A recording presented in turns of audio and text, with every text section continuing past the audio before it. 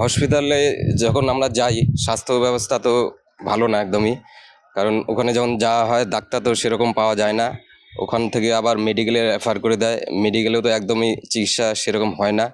মানে আমাদের মানে কি বলবো আর, একদমই স্বাস্থ্যর মানে ব্যবস্থা খুবই খারাপ।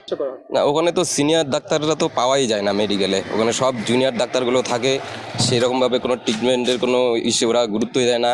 তারপরেও যদি সেরকম অসুবিধায় পরে আবার আমাদেরকে বাইরে দালালের চক্করে পরে আবার তখন নার্সিংহোমে দৌড়াতে লাগে। হ্যাঁ, আমাদের যেরকম চিকিৎসা সুবিধা পাওয়া যাচ্ছে না, ওটার নামেই শুধু মেডিকেল কলেজ, কাজ হয় না ওখানে।